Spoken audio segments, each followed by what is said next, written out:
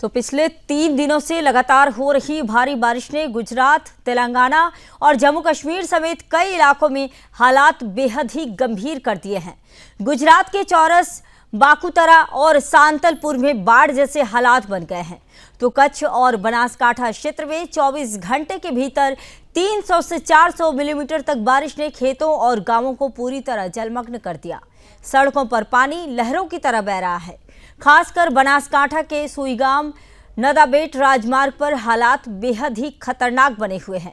वहीं दूसरी ओर तेलंगाना के वारंगल में बारिश का पानी एक बस को बहा ले जाने पर यात्रियों की जान पर बन आई। हालांकि पुलिस और बचाव कर्मियों ने सभी को सुरक्षित बाहर निकाल लिया। वहीं उधर जम्मू कश्मीर के कठुआ जिले में रावी नदी का जलस्तर तेजी से बढ़ने लगा, जिसके बाद सेना ने जम्मू पठानकोट राजमार्ग को सुरक्षित बनाने के लिए तटबंध मजबूत करने शुरू कर दिए। लगातार बारिश ने हालात और भी बिगड़ने की आशंका जताई जा रही है।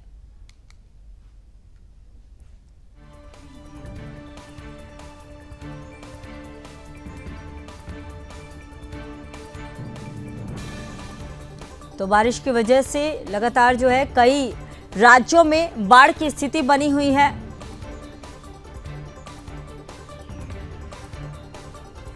तो हम आपको सीधे तस्वीरें दिखा रहे हैं जहां की पीएम मोदी तो हिमाचल प्रदेश में भारी बारिश से हुई तबाही का जायजा लेने के लिए आज पीएम नरेंद्र मोदी पहुंच गया है। पीएम मोदी विशेष विमान से करीब गगल एयरपोर्ट पहुंचे हुए हैं। पीएम मुख्यमंत्री सुक्खू समेत अधिकारियों के साथ बैठक करेंगे और साथ ही राज्य में हुए नुकसान की समीक्षा भी करेंगे। पीएम आपदा प्रभावित चंबा, मंडी और कुल्लू का हवाई निरीक्षण करने वाले हैं। वहीं पीएम मोदी आज पंजाब भी जाएंगे। बताया ये जा रहा है कि हिमाचल प्रदेश में प्रधानमंत्री की अध्यक्षता में होने वाली समीक्षा बैठक में 20 के करीब लोगों को शामिल होने की अनुमति रहेगी।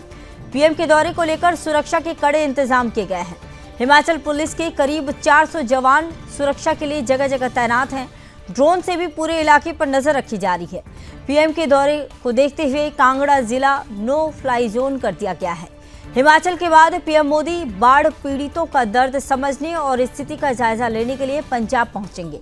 वे दोपहर करीब 3 बजे बाढ़ प्रभावित क्षेत्रों का हवाई सर्वेक्षण करेंगे और साथ ही हवाई सर्वेक्षण के बाद पीएम गुरदासपुर पहुंचेंगे, जहां वे वरिष्ठ अधिकारियों के साथ बाढ़ के हालातों पर चर्चा करने वाले हैं और जमीनी स्थिति पर एक समीक्षा बैठक की अध्यक्षता भी करेंगे। वे गुरदासपुर में बाढ़ प्रभावित व्यक्तियों के साथ साथ एनडीआरएफ, एसडीआरएफ और आपदा मित्र टीम से भी बातचीत करेंगे।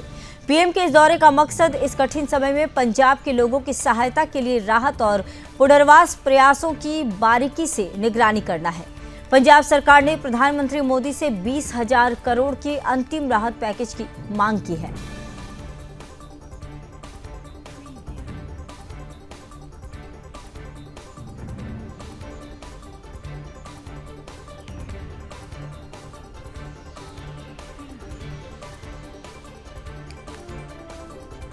तो ये सीधी तस्वीरें हम आपको दिखा रहे हैं प्रयागराज की। प्रयागराज में भी बाढ़ की वजह से जो है स्थिति काफ़ी ज़्यादा खराब हो चुकी है। उत्तर प्रदेश के प्रयागराज में गंगा और यमुना नदियों का जलस्तर लगातार बढ़ने से बाढ़ का खतरा गहरा गया है। संगम तट और आसपास के कई निचले इलाकों में पानी घुस गया है। हालात बिगड़ते देख प्रशासन ने पहले ही अलर्ट जारी कर दिया है और लोगों से सुरक्षित स्थानों पर जाने की अपील की जा रही है। नाव सेवाएं बंद कर दी गई हैं, जिससे नदी पार करने वाले ग्रामीणों और श्रद्धालुओं को परेशानियों का सामना करना पड़ रहा है। कई घरों में पानी घुस चुका है और बिजली व्यवस्था भी प्रभावित हुई है। आपदा प्रबंधन विभाग, एनडीआरएफ और स्थानीय प्रशासन की टीमें लगातार हालात की निगरानी रख रही हैं। प्रशासन ने राहत शिविर भी तैयार किए हैं, जहां प्रभावित लोगों को अस्थायी रूप से ठहराया जा रहा है। संगम तट पर पूजा पाठ और धार्मिक आयोजन भी पूरी तरह से ठप हो गए हैं। लोग बढ़ते जलस्तर से डरे और सहमे हुए हैं और बारिश जारी रहने से हालात और भी बिगड़ सकते हैं।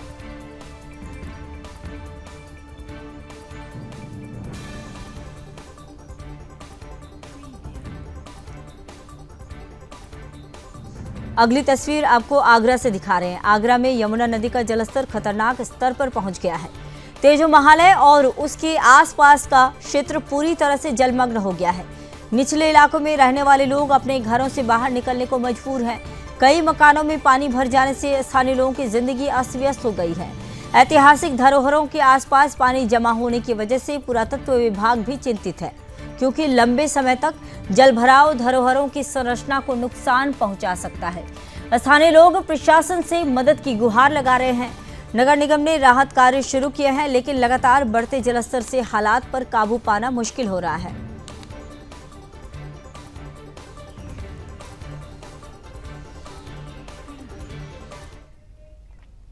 तो इस बीच आपको सीधे लिए चलते हैं देहरादून, जहां से सीएम धामी क्या कुछ कह रहा है ये सुनवाते हैं। भी राज्यों में समृद्ध भी बता रहे थे और क्या ताकतवर भी बता रहे थे, शक्तिशाली है केंद्रीय रूप से। उसका सबसे बड़ा कारण तो हिमालय ही है। सबसे बड़ा हमारा 70% से अधिक भूभाग जो वनों से आच्छादित है, नदियों से आच्छादित है, हिम ग्लेशियरों से आच्छादित है और देवों की कृपा से भी आच्छादित है। क्योंकि जहां आप जाएंगे पूरे राज्य के अंदर आपको वनों की एक बड़ी श्रृंखला दिखाई देगी, पर्वतों की श्रृंखला दिखाई देगी और इसके साथ साथ देवों के और देव स्थानों की भी एक बड़ी श्रृंखला जो कभी समाप्त नहीं होती है। जहां तक आप जाएंगे एक न एक देव स्थान भी आपको दिखाई देगा।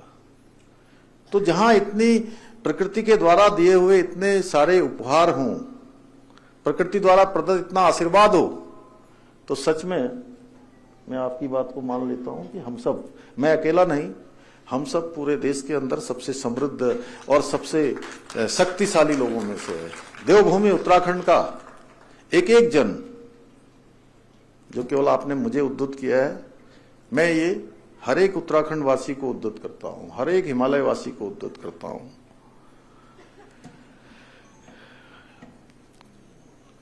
जहां हिमालय और इसकी पर्वत श्रृंखलाएं केवल एक भौगोलिक संरचना नहीं है, बल्कि हमारी संस्कृति, परंपरा, आध्यात्मिक चेतना की अनमोल धरोहर भी है। इसकी ऊंचाइयों से हमारे राष्ट्र का गौरव समाया हुआ है और इसकी घाटियों में हमारे प्राकृतिक संसाधनों का खजाना भी छिपा हुआ है। इसकी ऊंची चोटियां, विस्तृत ग्लेशियर, नदियां, जैव विविधता से भरपूर वन हमें न केवल प्राकृतिक सौंदर्य का अनुभव कराते हैं, बल्कि पर्यावरणीय संतुलन रखने में भी महत्वपूर्ण भूमिका निभाते हैं। हिमालय की गोद में बसे हमारे गांवों में सदियों से सभ्यताएं भी पनपती रही हैं और हिमालय हमेशा से हमारी पहचान और परंपराओं का वाहक रहा है। हिमालय के विस्तार और महानता का परिचय हमें महाभारत के वन पर्वों में भी देखने को मिलता है, जहां एक श्लोक के माध्यम से कि जिसका अर्थ यह है कि हिमालय पर्वत का विस्तार समुद्र से लेकर चंद्रमा तक माना गया है।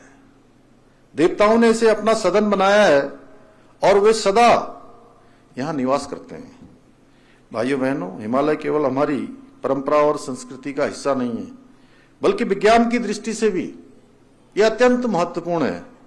ये पृथ्वी पर जलवायु संतुलन बनाए रखने में भी बहुत केंद्रीय भूमिका निभाता है, जिसके बारे में अभी आदरणीय अनिल प्रकाश जोशी जी ने, किशोर उपाध्याय जी ने और मैं समझता हूं पहले के वक्ताओं ने भी बहुत सारी बात रखी होगी। आज पूरा दिन आपको हिमालय हिमालय हिमालय हम सबके मन में भर जाना चाहिए। और मैं एक बात और कहना चाहता हूं, आज मैं और अभी किशोर उपाध्याय जी एक कार्यक्रम से आ रहे हैं, तो इस बीच मेरे साथ जुड़ चुके हैं मेरे सहयोगी विनोद पाठक। विनोद पाठक के पास सीधे रुख करते हैं। विनोद जी, बताइए कि फिलहाल अभी हिमाचल में क्या स्थिति बनी हुई है। जैसा कि पीएम मोदी भी आज पहुंच चुके हैं हिमाचल प्रदेश, तो पीएम मोदी कहां कहां जो है सर्वेक्षण करने वाले हैं, क्या स्थिति बाढ़ की बनी हुई है पूरे हिमाचल में, बताइए।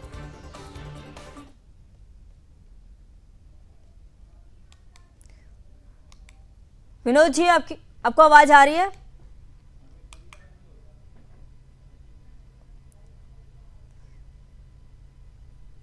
तो बता दें कि हवाई सर्वेक्षण के बाद जो है पीएम मोदी गुरदासपुर भी पहुंचेंगे जहां वे वरिष्ठ अधिकारियों के साथ भी बाढ़ के हालातों पर चर्चा करेंगे और साथ ही जमीनी स्थिति कैसी बनी हुई है इस पर भी समीक्षा बैठक की अध्यक्षता करने वाले हैं। तो पीएम मोदी गुरदासपुर में बाढ़ प्रभावित व्यक्तियों के साथ साथ जो है एनडीआरएफ, एसडीआरएफ और के आपदा मित्र से भी बातचीत करेंगे।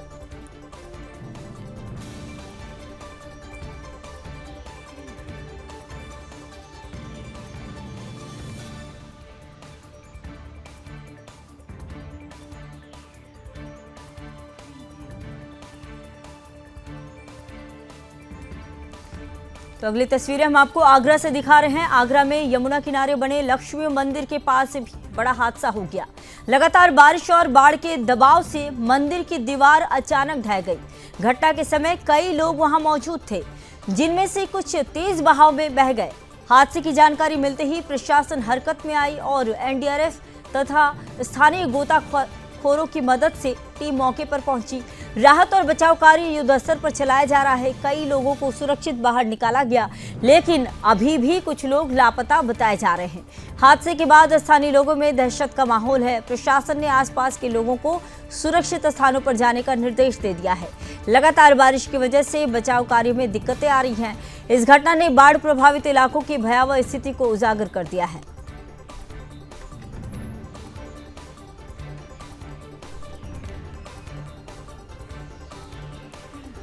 तो आगरा के प्रसिद्ध कैलाश महादेव मंदिर और उसके आसपास के इलाके भी इस समय बाढ़ की चपेट में हैं।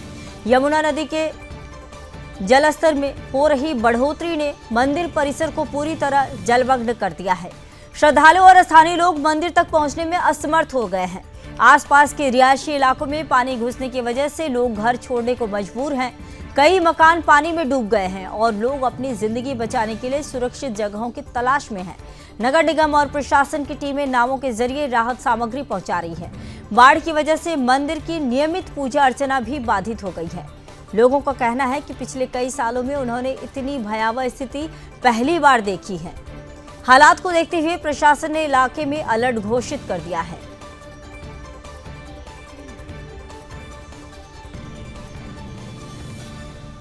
तो अगली तस्वीर आपको वाराणसी से दिखा रहे हैं। वाराणसी में गंगा नदी का जलस्तर तीसरी बार खतरे के निशान को पार कर गया है। इससे घाट और मंदिर जलमग्न हो गए हैं। गंगा आरती जैसे धार्मिक अनुष्ठान प्रभावित हो रहे हैं। स्थानीय लोग और साधु संत घाटों से सुरक्षित स्थानों पर जा रहे हैं। शहर के निचले हिस्सों में पानी घुसने से लोगों की मुश्किलें और भी बढ़ गई हैं। कई परिवार अपने घरों को छोड़कर राहत शिविरों में शरण लेने लगे हैं। प्रशासन ने जलभराव वाले इलाकों में निगरानी तेज कर दी है। मंदिरों के गर्भगृह तक पानी पहुंच जाने से धार्मिक गतिविधियां पूरी तरह ठप हो गई हैं। नाव सेवाएं बंद कर दी गई हैं और घाटों पर आने जाने वालों पर पाबंदी लगा दी गई है। बारिश का दौर जारी रहने से हालात और बिगड़ने की आशंका भी जताई जा रही है।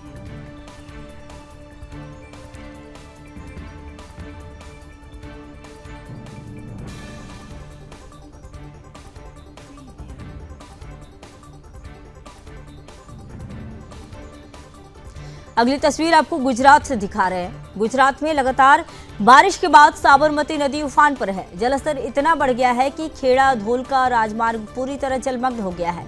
इससे यातायात बुरी तरह प्रभावित हुआ है और आसपास के गांवों में पानी भर गया है। ग्रामीण घर छोड़कर सुरक्षित स्थानों पर जाने को मजबूर हैं। प्रशासन ने अलर्ट जारी कर दिया है और राहत बचाव कार्य शुरू कर दिए गए हैं। नदी का पानी गांवों और खेतों में घुस जाने से कृषि को भी भारी नुकसान हुआ है।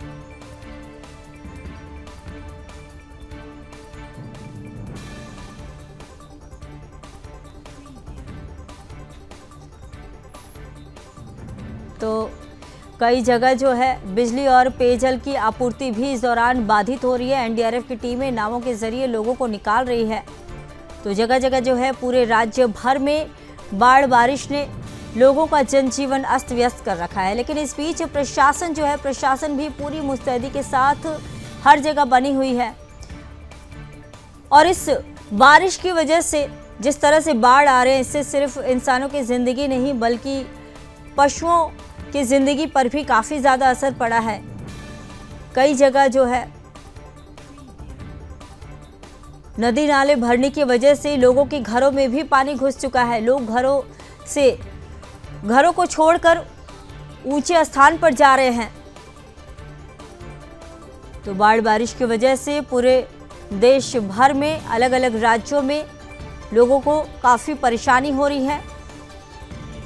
हिमाचल प्रदेश हो या फिर उत्तराखंड हो या फिर गुजरात, यहाँ तक कि उत्तर प्रदेश में भी बाढ़ की पानी बढ़ने की वजह से बाढ़ जैसी स्थिति हो गई है।